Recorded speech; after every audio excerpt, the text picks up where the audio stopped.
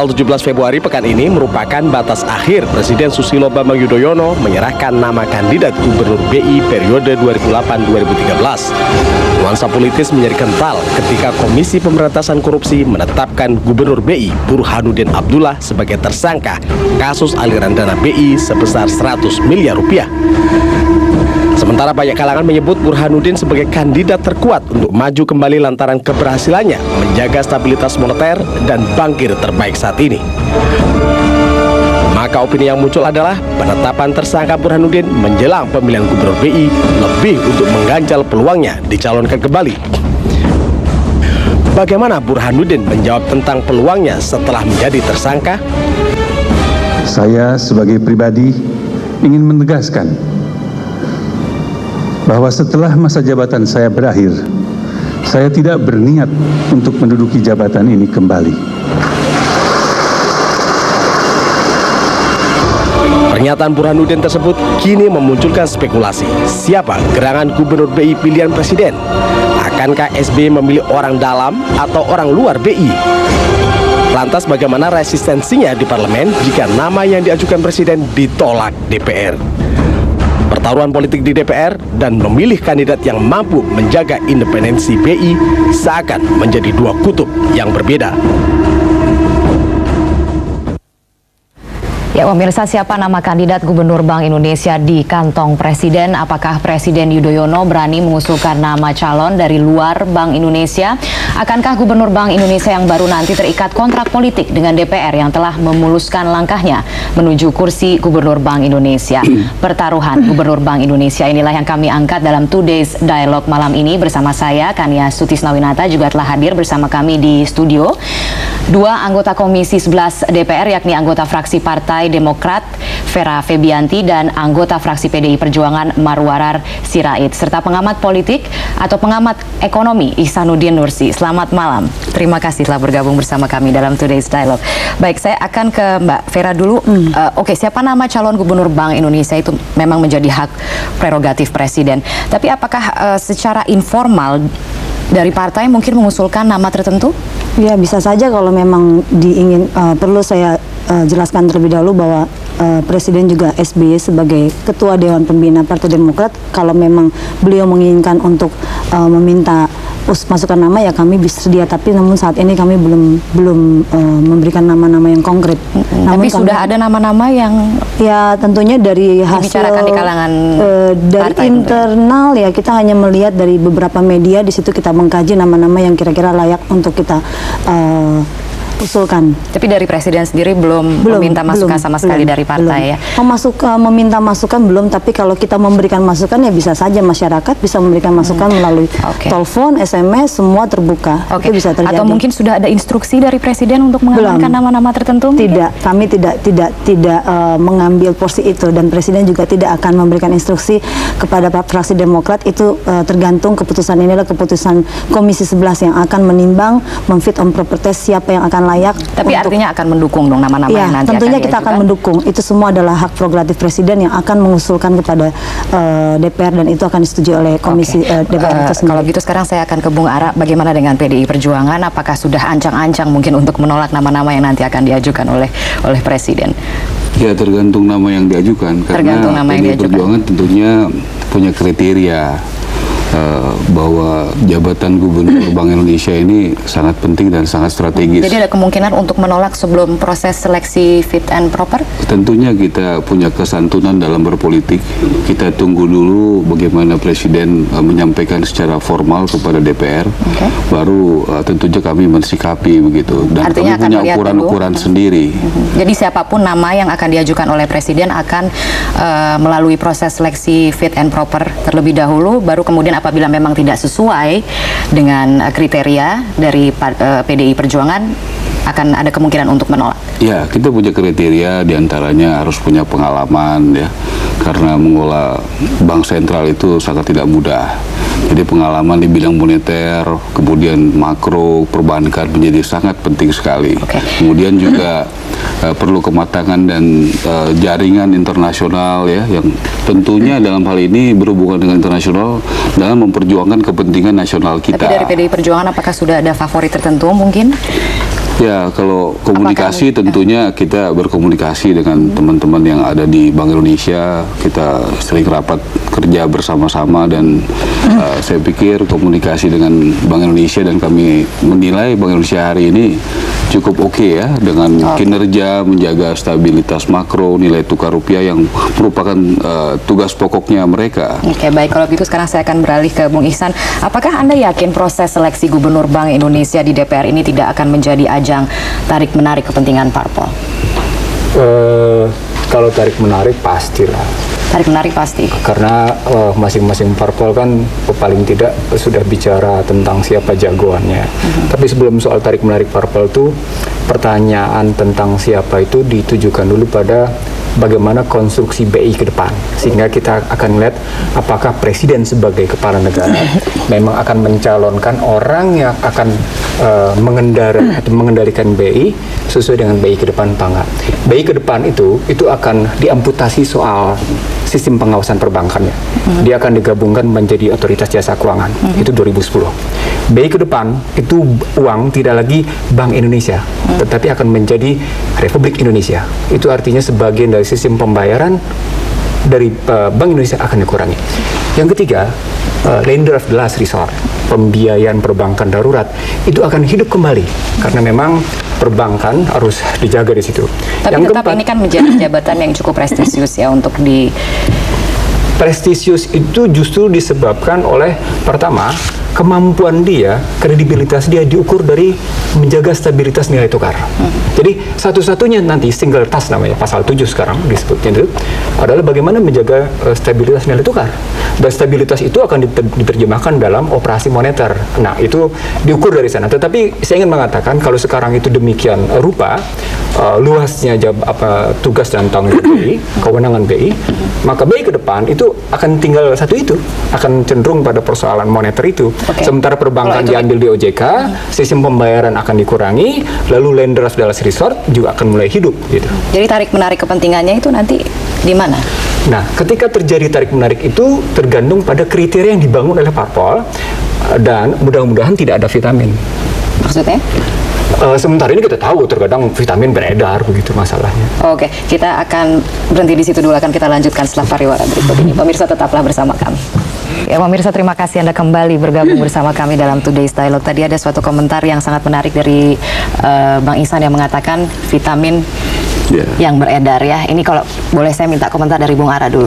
Ya, yang pasti kriteria kita tidak ada soal vitamin. Satu soal pengalaman. Tadi pengalaman moneter, pengalaman makro, pengalaman perbankan itu mutlak sekali. Jadi itu sangat mutlak sekali. Kemudian juga bagaimana penerimaan pasar harus kita hitung. Penerimaan pasar luar negeri bagaimana, dalam negeri bagaimana. Itu sangat berpengaruh sekali.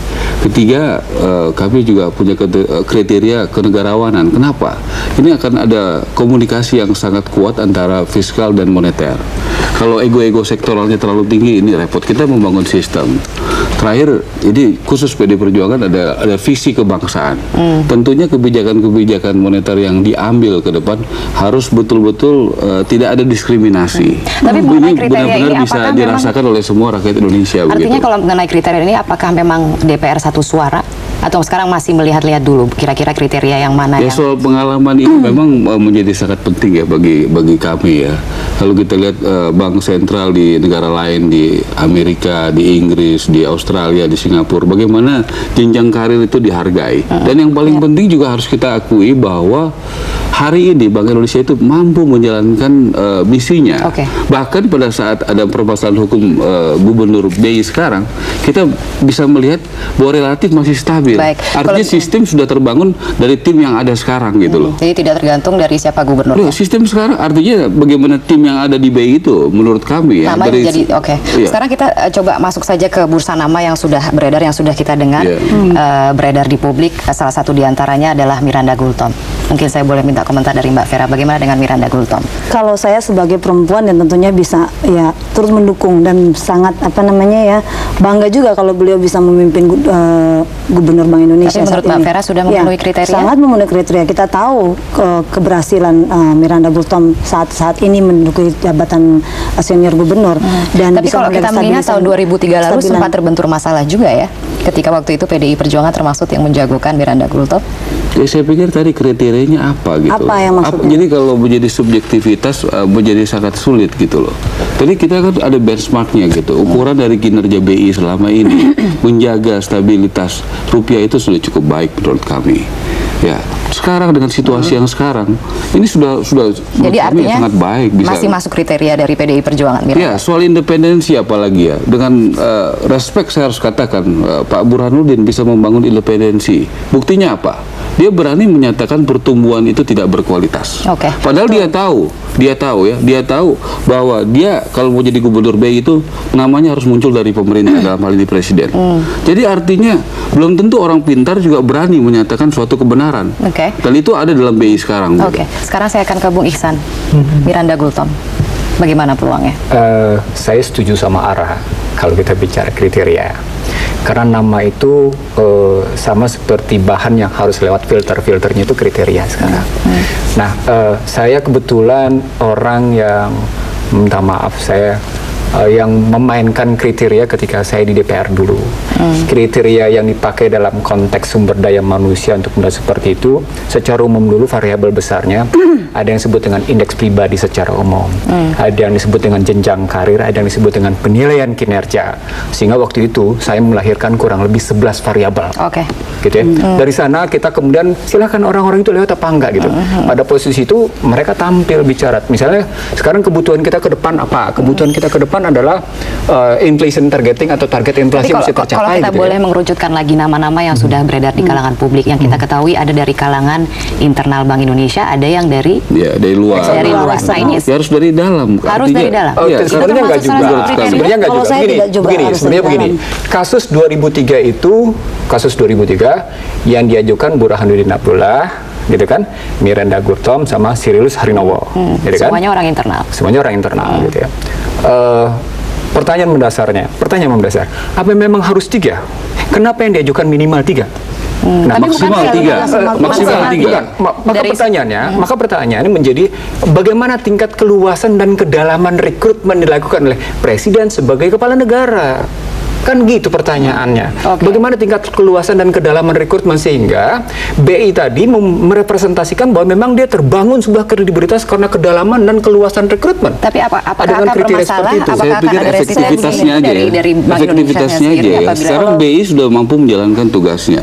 Sekarang dengan kenyataannya di sektor fiskal ini masih banyak kita mengalami kendala. APBN akan perubahan, defisit bisa tinggi lagi. Ini sudah sesuatu yang bagus gitu. Oke, masalah Ngapain kita menambah kerjaan kita yang masih belum selesai di mana gitu loh. Menurut saya ada di sektor fiskal.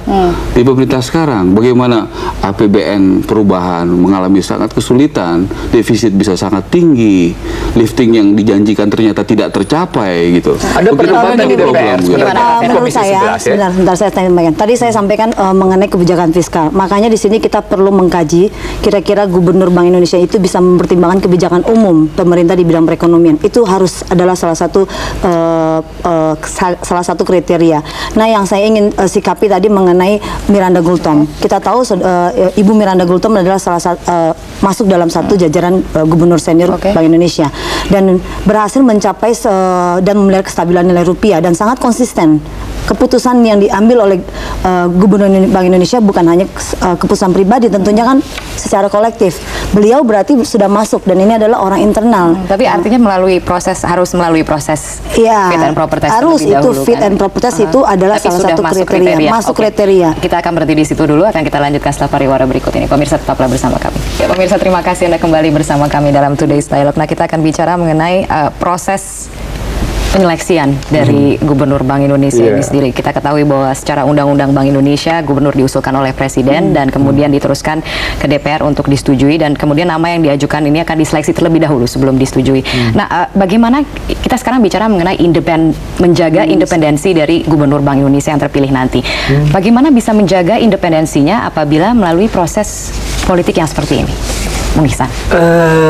Undang-undang memang mensyaratkan proses pemilihan itu melalui DPR diajukan oleh Presiden sebagai kepala negara. Nah, ketika kita menghindari politisasi, maka yang terjadi adalah meminimalkan kepentingan politik dalam pemilihan itu. Itu kalimat yang paling pokok. Oke. Di situ saya bilang sama Ara, benar dia bicara kriteria. Kenapa? Karena kita memang harus meminimalkan kepentingan politik pihak manapun. Di situ yang disebut dengan pertaruhan kredibilitas dan reputasi Tapi kan Gubernur Bank kriteria yang Indonesia. menetapkan anggota DPR. Sekali lagi di situ itu yang saya bilang tadi. Bagaimana kriteria-kriteria tadi bisa dipertanggungjawabkan secara akademik walaupun kemudian punya bobot politik. Apa sih kira-kira kriterianya kalau menurut Tadi Bung Ihsan? misalnya kita sebut disebut Miranda misalnya. Kalau kita ambil dalam indeks pribadi, dalam kriteria rekrutmen misalnya, indeks pribadi secara umum siapa namanya? Miranda Gultom. Miranda Gultom ketika kita masuk ke indeks pribadi kita akan melihat bagaimana fast track dia. Gitu. Riwayat yang pernah terjadi di jalur cepatnya kayak gimana? Tapi kalau track kita, recordnya kalau kayak kita apa, mengaca rekam dari jejaknya kayak apa. kasus yang terjadi saat ini, aliran dana Bank Indonesia ke anggota DPR yang diduga digelontorkan oleh Bank Indonesia sebesar 31,5 miliar untuk diseminasi kepada anggota Dewan saat amandemen Undang-Undang BI. Apakah mungkin kasus yang serupa ini akan terjadi kembali kalau memang proses seleksinya seperti yang sekarang ini? Saya pikir dengan keadaan sekarang ya, bagaimana perhatian publik dan DPR itu betul-betul dalam kredibilitasnya dipertanyakan ya, dan partai politik juga. Tentunya kami yang ada di DPR ini berusaha keras ya menjaga reputasi itu. Itu pasti kita dalam posisi itu. Jadi saya pikir kriteria ini sangat senang kita bisa disosialisasikan sehingga nanti masyarakat bisa melihat siapa yang konsisten dengan kriteria itu, siapa yang tidak. Kami jelas punya 4 kriteria yang akan kami saklek begitu. Dari itu pun masih harus didiskusikan dengan anggota Dewan yang lain. Ya, Itu dari PDI ya, dari kalau PDI pilihan Perjuangan. ini kan Oke. tidak perlu didiskusikan. Ini menyangkut soal keyakinan. Keyakinan kami belum tentu sama dengan keyakinan yang lain. Tapi Nah, kami disitulah menghormati. kemudian nanti akan Di situ terjadi demokrasi. kebetulan. Oke, kita akan break terlebih dahulu. Akan kita lanjutkan setelah pariwara berikut ini. Pemirsa tetaplah bersama kami.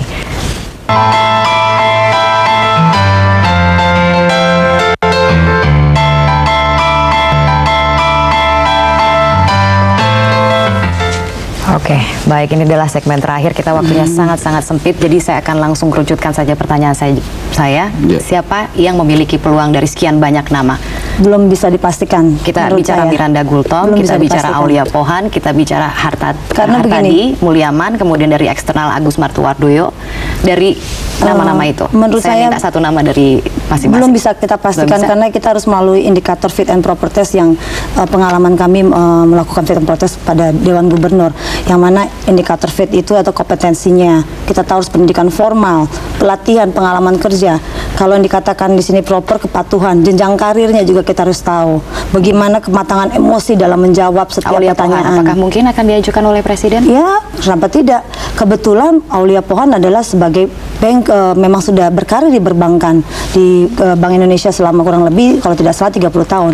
Bukan berarti dia tidak punya peluang. Aulia Pohan? Punya peluang. Justru di Tapi sini kita jangan harus dikaitkan karena mengedepankan dia soal beliau adalah kenegarawan. besan SBY di Ini sini. bukan persoalan besan. Kalau nanti semua besan tidak boleh menjadi pejabat, saya juga menolak gitu. Ini persoalan Tapi kan bisa saja kriteria tadi, kriteria, kredibilitas kemampuan. tadi. Tapi yang paling penting saya katakan bahwa kita objektif melihat BI dengan kinerjanya itu cukup baik. Sangat. Ini tim yang sudah baik gitu loh. Oke. Dengan tim yang ada sekarang gitu. Kenapa kita harus belum repot-repot belum dengan dengar jawaban yang dari ada? Bung Ihsan. Iya. Yang penting Sebagai sekarang penerangan penuntut. agar kembali Nama-nama siapa yang saya paling kuat? maaf saya tidak akan menyebut nama karena yang diperlukan sekarang oleh orang BI adalah bagaimana Oke. mengembalikan BI itu BI. bersih Oke. sehingga reputasi Baiklah. dan kredibilitasnya muncul itu. Oke. Dan satu Ya. harus mempunyai wawasan kebangsaan. Oke, Itu sayang sekali penting. waktu kita sudah habis. Terima kasih sekali lagi atas kehadirannya untuk malam hari ini.